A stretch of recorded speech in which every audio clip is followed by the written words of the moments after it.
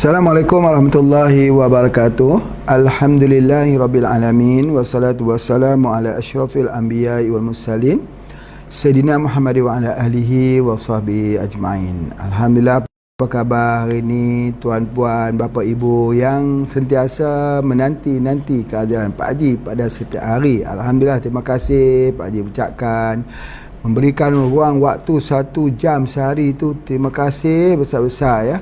Terima kasih sebesar-besarnya, kerana dalam satu hari pun ada 24 jam ya. Satu daripada 24 jam itu bagi nak dengar kuliah saja, kuliah daripada Pak Haji. Alhamdulillah, syukur ya. Terima kasih banyak-banyak.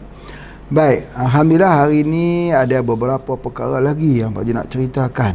Dan sebelum itu Pak Haji nak jawab dulu soalan-soalan ya, soalan-soalan yang dikemukakan ada di sini, supaya di samping Pak Haji menerangkan itu ada feedback lah, soal balas balik dan sebagainya ya. Jadi boleh hubungi kita untuk pertanyaan ini insya-Allah. Baik.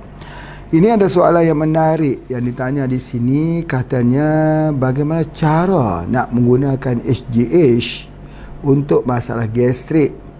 Gastrik ni luka lah di dalam perut ya.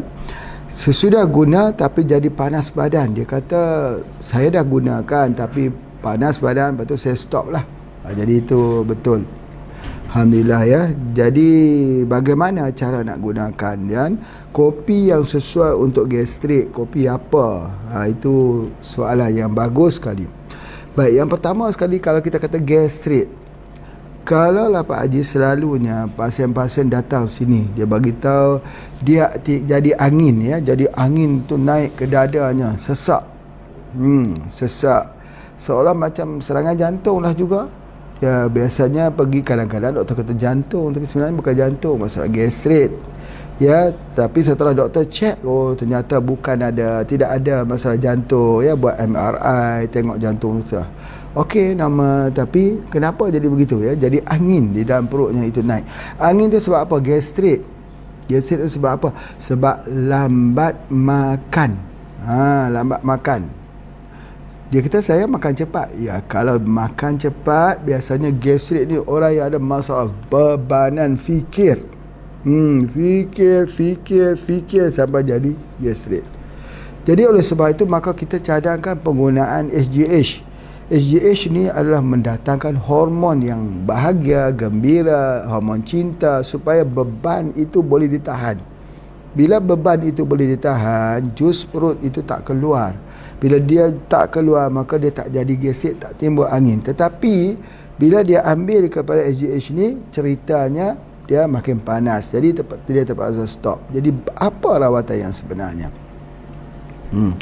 Kalau mengikut tradisi dalam pengobatan herba ya, herba terutama di Nusantara ini, selalunya Pak Haji akan merawat dengan menggunakan sarang kelulut. Sarang kelulut ni ada namanya Thoracea ya, dan namanya Itama, di mana sarang kelulut ini yang dibuat di dalam tanah. Dalam tanah diambil, dan tanah itulah dia masukkan dalam jug, dalam air, dituangkan air hangat, kemudian dia minum.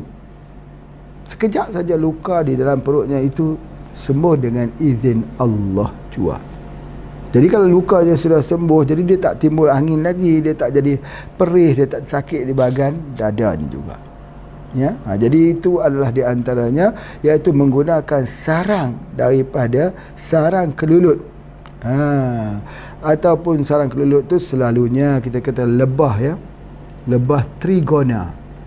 Biasanya lebah, kita tahu lebah biasa yang ada sengatnya. Ini lebah yang tidak ada sengat. Baik, Masya Allah. Sebenarnya sarang kelulut ini, sarang apa kita panggil lebah trigona ini sebenarnya apa ya? Apa? Tentu kita nak tanya, nak kaji. Jadi antaranya kalau kita perhatikan betul-betul, dia mempunyai satu damar, yakni seperti berkilat minyak dekat situ, macam resin tu. Tu dia punya keadaannya. Apa tu? Dia adalah propolis. Rupanya untuk merawat luka-luka dalam perut ni ialah menggunakan propolis. Jadi kalau orang gastrik, adakan propolis. Beli saja propolis yang ada jual di mana-mana juga. Kalau kita tak mau propolis, belikan saja madu kelulut ataupun madu yang kita panggil Royal Enzyme. Pak Haji namakan Royal Enzyme. Royal, dia ada banyak kategorinya, daripada manis sampai ke masam, sampai ke asam. Begitu. Jadi bila kita masukkan dia Royal Enzyme itu, kita masukkan ke dalam gelas, dituangkan air hangat supaya keluar daripada propolis tersebut. Jadi kita minum. Bila kita minum itu, dia menutup luka tersebut. Ataupun kita beli saja propolis kita, tetes ke dalam air itu, minum selalu, insya-Allah sembuh. Ya, jadi kalau orang ada tokak lambung, ada luka di bahagian perut ini, maka dia kena menggunakan daripada dia kena gunakan propolis. Itu dia punya ubat untuk lukanya. Kalau kat Malaysia ni Pak Haji ada satu lagi produk, namanya apa dia? Minyak penawar rimba. Ni ada kat depan ni. Ni minyak penawar rimba. Ini tetes dalam air, minum. Juga menghilangkan mah. Baik, kalau tidak ada minyak penawar rimba, ada minyak bubuk saja, MPH saja. Boleh tak boleh? Boleh. Dia akan menghilangkan perih, luka dan mengelakkan daripada jadinya angin. Kalau angin itu, kita datang ke bahagian dada ni rasa macam nak mati, rasa dah sampai masanya dah. Begitu. Sebab apa? Sebab angin daripada perutnya itu. Dada ni kencang, cepat. Bukan itu saja, sakit dekat kepala ini pun rasa keluar keringat dingin. Bagaimana orang tak menyangka kata ini masalah jantung kerana keluar keringat dingin, tapi sebenarnya bukan jantung, bukan jantung. Jadi kalau begitu, kalau kita untuk long term, untuk pengobatan yang agak sedikit panjang, menggunakan 7 angin plus dengan kapsul radik. Itu ada dalam buku tulisan Pak Haji Jawi Med Herb, ada 7 angin plus juga dengan kapsul radik. Masya Allah, itu sangat-sangat baik untuk menutup luka tersebut. Dan ada yang mempengaruhi perasaan. Yang ni kalau belajar Pak Haji sebutkan, angin itu ada 3. Pertama, angin sendi. Kedua, angin segah. Yang ketiga, angin darah. Jadi bermula daripada angin segah ya, dia naik menyesakkan, dia jadi angin sendi, sakit di sendi-sendi. Ya, kemudian lepas sakit di sendi-sendi, dia jadi angin darah. Angin darah tu mengganggu perasaan. Dia fikir nak mati saja. Dia fikir hidup aku ni Pak Haji sudah tidak ada siapa lagi, aku nak lihat gelap saja. Dia fikir begitu. Itu masalah kesihatan, masalah angin. Ya, angin. Angin tu apa? Pencernaan. Kerana dia selalu delay makan. Makan lewat-lewat, lambat-lambat. Banyak fikir. Kita ini jangan banyak fikir sangat, tapi kena banyak tawakal.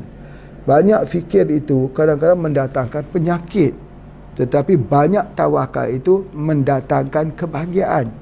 Kalau sudah besok begini, jangan fikir begitu. Kita tak tahu lagi apa akan berlaku besok.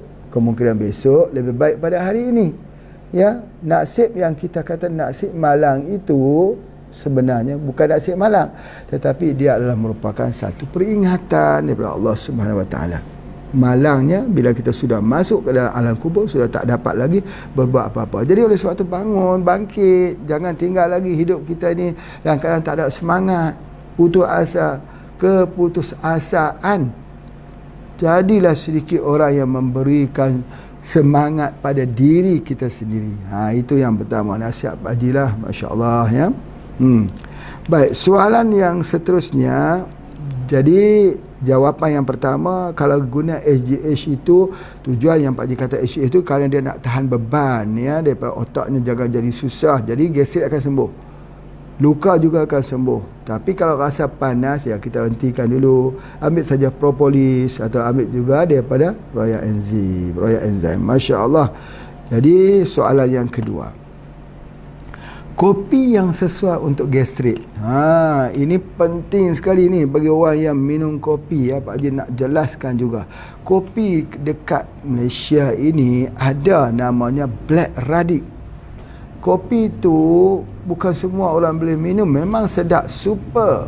Dia sama seperti kopi Starbucks, kopi-kopi yang di peringkat premium, peringkat yang paling istimewa, paling sedap, misalnya macam ni. Tetapi nak buat kopi ini jadi sedap, kita kena gunakan kopi yang disebut sebagai Arabica. Kalau buat Robusta tak sedap, tetapi jadi ubat, nak timbul aromanya itu, maka di sini dibuat daripada, dia panggil kopi daripada Arabica. Mereka yang tak ada gastrik boleh minum. Macam Pak Haji boleh minum yang ni sebab Pak Haji tidak ada gastrik. Tapi bagi mereka yang ada gastrik tak boleh minum yang ni. Dia kena minum kopi merah biasa. Ni kopi ni. Kopi ni gunakan apa? Kopi ini menggunakan Robusta. Robusta itu dia tidak mempunyai asid yang tinggi. Jadi perut kita tak perih, tak jadi gastrik. Masya Allah ya. Jadi ditambah lagi 7 herba. Jadi ada kopi kita, kalau di Indonesia ada Radikku, alhamdulillah boleh guna. Kopi Black Radik Indonesia sama dengan kopi merah kita ini. Ya. Namanya Black Radik. Tapi di Indonesia, kalau di sini kopi merah macam ni. Kalau kopi Black Radik Malaysia ni tidak ada di Indonesia, tidak ada. Sebab ini adalah harga premium. Harganya saja RM50 untuk 20 sachet. Mahal ni sebagainya. Dan kita gunakan kopi daripada Arabica. Jadi oleh sebab itu maka tak boleh ambil bagi orang ada gastrik. Jadi kalau konsep kita nak rawat orang ada gastrik, kena gunakanlah kopi Black Radik Palembang Indonesia atau kopi Radikku, alhamdulillah, insya-Allah, atau kopi Radik Merah Malaysia. Boleh. Faham ya? Jelas kan? Jadi itulah dia kopi yang sesuai untuk gastrik. Kalau yang lain kalau ada gastrik, ada masalah perih di perut ini. Kadang-kadang jantung dia kuat sekali. Sebab apa? Sebab itu menunjukkan ada gastrik lah. Kalau gastrik terjadi, kan anginnya naik ke atas dan dia terjadi jantung tu kuat.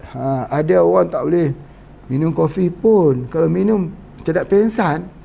Tetapi kalau kopi kita boleh minum sebab kita guna Arabica plus dengan 7 herba. 7 herba itu menjadi perendam kepada permasalahan kopi. Masya Allah. Ya, itulah di antaranya kelebihan yang ada pada kita. Untuk soalan yang kedua, boleh Pak Haji baca di sini ya. Produk untuk saraf. Masalah saraf, diabetes, darah tinggi, kolesterol, dan bagaimana nak meningkatkan imuniti. Ini soalan dia cukup baik ni. Sebenarnya ini ada hubungan. Orang yang ada masalah kencing manis, diabetes, ada masalah saraf.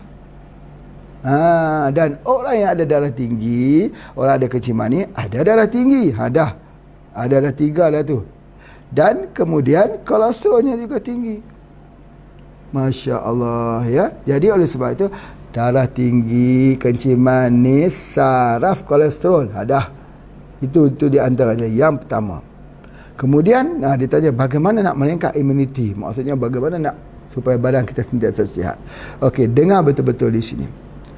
Salah satunya kita merawat kolesterol itu dan juga menyebabkan masalah saraf, iaitu dengan mengambil minyak zaitun Palestin. Bila kita mengambil minyak zaitun Palestin ni, kena dosis sebetul. 2 sudu besar di Malaysia ya, 2 sudu besar. Kalau di Indonesia 2 sendok besar pada waktu malam, dan pada waktu pagi besok juga 2 sudu besar. Minum, kemudian minum dengan air hangat. Selepas 1 bulan, maka masalah saraf, sakit, kebas, kesemutan di hujung-hujung jari ini dah pun berkurang dan ada yang hilang terus. Kalau masih ada lagi, diteruskan lagi. Baik, itu yang pertama. Bagaimana kalau dia sudah ada darah tinggi? Darah tinggi juga tercover dengan minyak zaitun. Kolesterol juga tercover dengan minyak zaitun. Saraf juga tercover dengan minyak zaitun. Tetapi Bagaimana kalau penyakit itu komplikasi, darah tinggi, kolesterol dan ada kencing manis? Ini dengar betul-betul ni. Dan sebut tentang kencing manis ini, dia kena resep dia betul.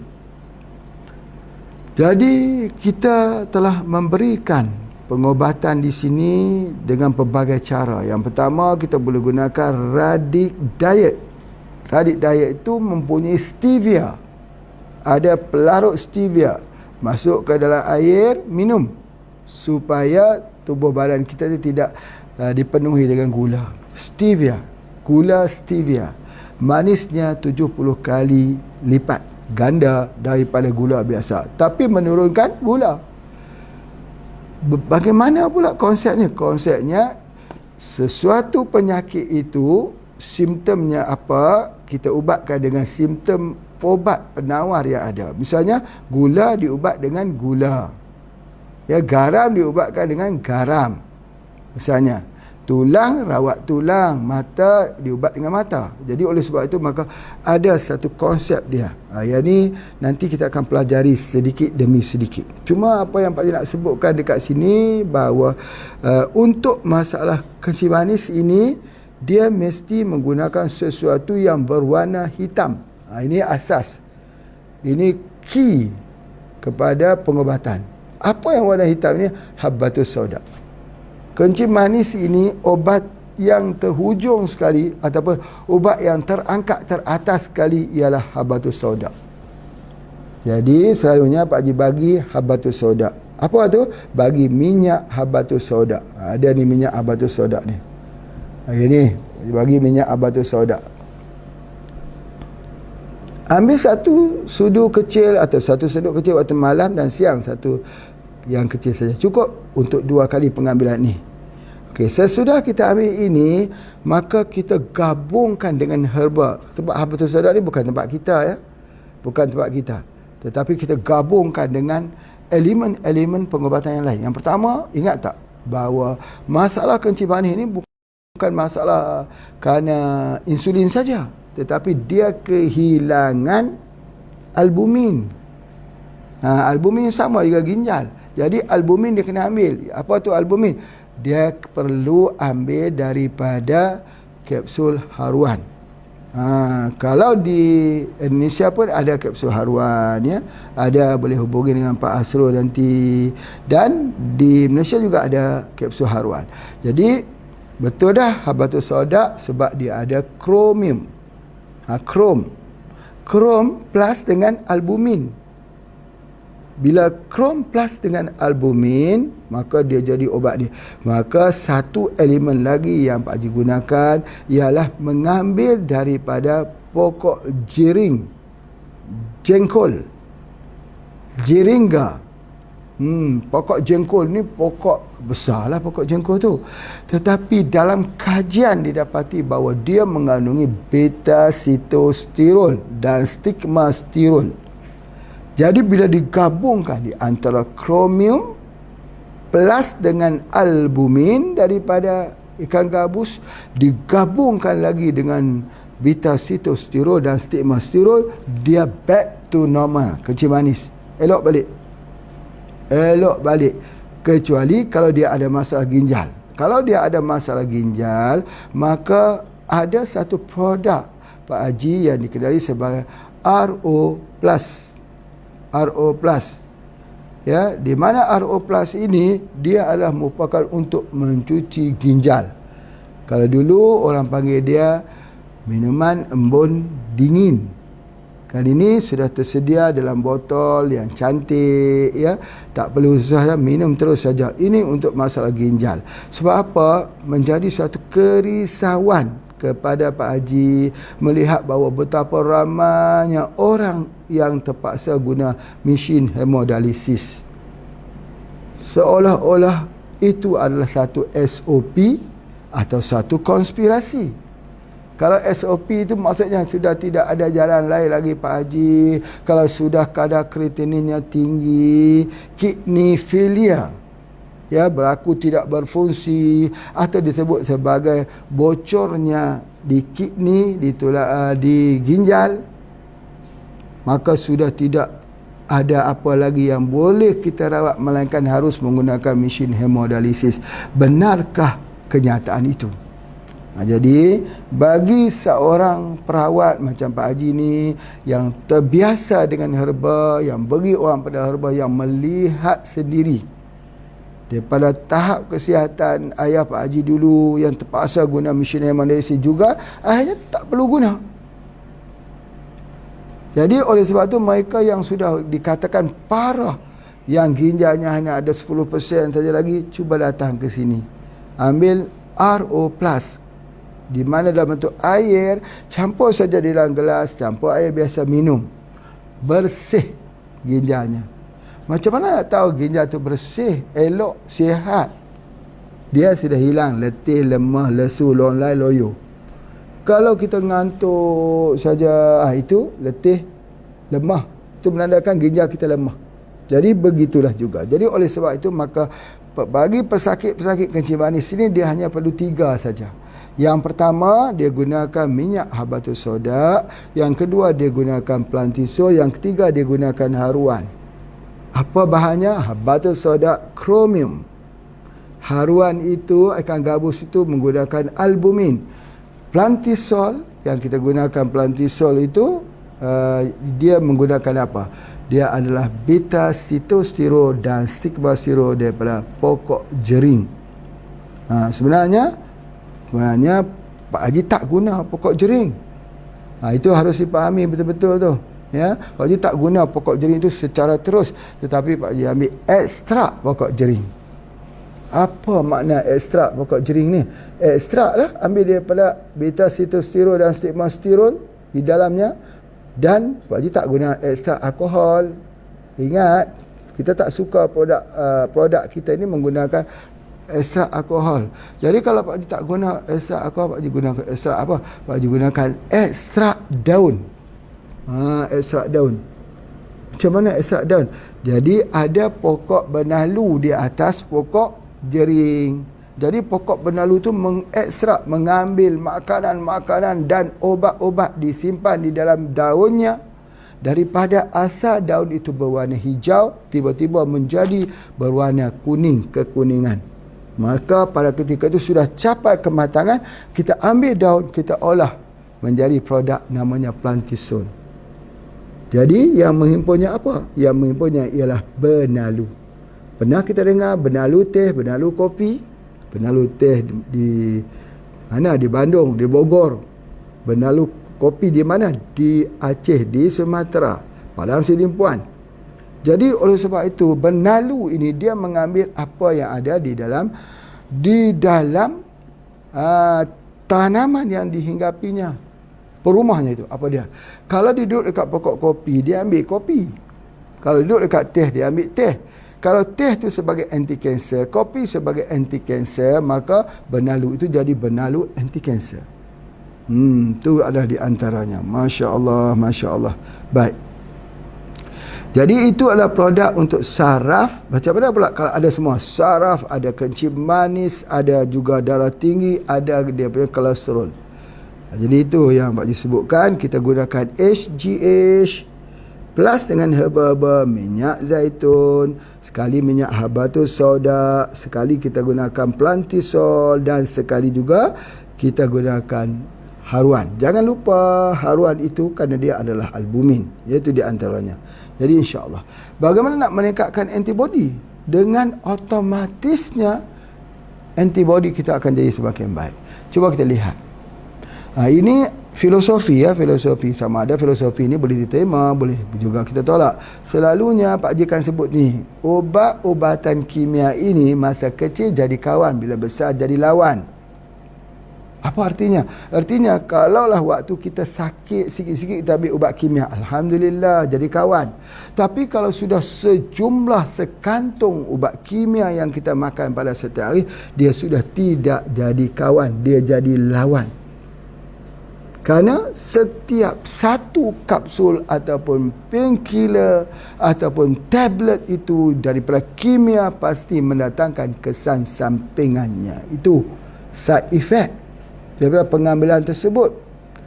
Masya Allah, banyak sekali Pak Haji merawat mereka di sini yang datang membawa banyak sekantung daripada ubat kimia. Dia kata, bagaimana saya nak memberhentikan daripada menggunakan ubat kimia sekantung ini?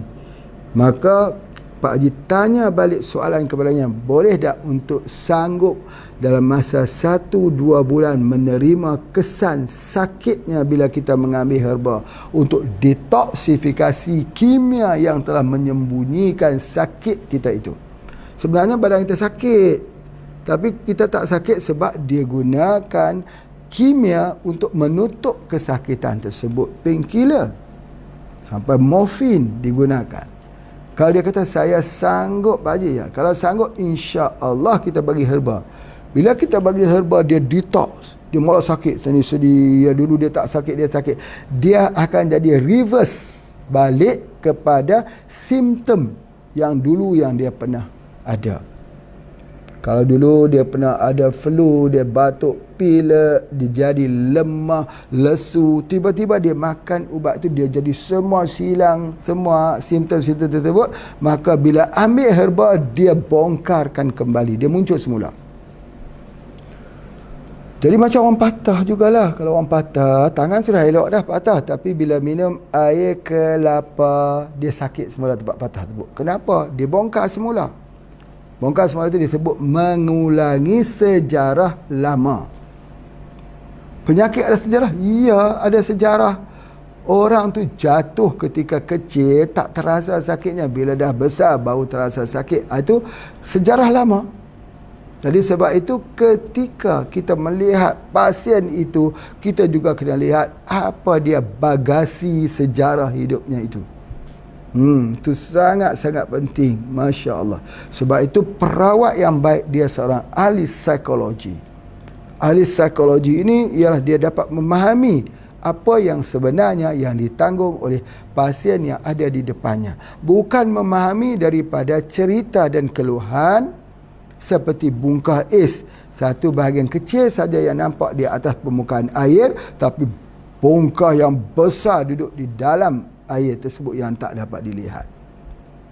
Jadi oleh sebab itu kita bisa untuk faham, tengok, kita faham, kita mengerti, kita dengar keluhan-keluhan yang diberikan olehnya itu untuk meraihkan supaya dia berbesar hati kerana ada orang yang sanggup mendengar permasalahannya. Tetapi kita sadar bahawa itu bukanlah cerita yang sebenarnya yang menyebabkan dia menjadi masalah. Cerita sebenarnya ialah bagasi sejarah yang dibawa olehnya. Masya Allah. Sama juga kita membuka pesantren. Yang ni Pak Haji nak pesan ni kepada mereka-mereka yang mengendalikan pesantren HPAC di Yogyakarta. Alhamdulillah kita sudah mula menerima kemasukan-kemasukan dah. Hari ni Pak Haji dihantar ada dah 50 orang yang sudah berada di pesantren kita. Dan semua jumlahnya ialah seramai 500 orang lebih. Alhamdulillah, terima kasih kepada ibu, bapa yang menghantar dan memberi kepercayaan kepada Pak Haji untuk membuat pesantren tersebut. Masya Allah, dia adalah wang kita bersama. Setiap pembelian itu adalah kembali kepada pesantren. Di Indonesia, Pak Haji memberikan keseluruhan 100% yang dibelanjakan oleh anggota-anggota kita di seluruh Indonesia dikembalikan kepada pesantren. Ya, dan Pak Haji tak bawa pulang wang. Itu komitmen.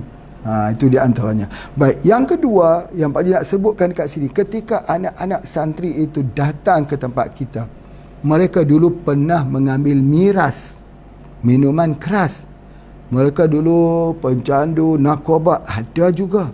Mereka dulu anak-anak liar yang datang entah daripada mana. Ketika mereka datang di tempat kita di pesantren itu, tempat itu seperti orang buat karantina COVID-19. Jadi ditimbul kegelisahan. Masya Allah, Masya Allah. Pak Haji tak pernah lihat lagi situasi itu, tetapi berlaku. Apa tu? Anak-anak kadang-kadangnya dia rasa selesa nak tidur di bawah pokok salak. Dia tidur di bawah pokok salak dengan tenangnya.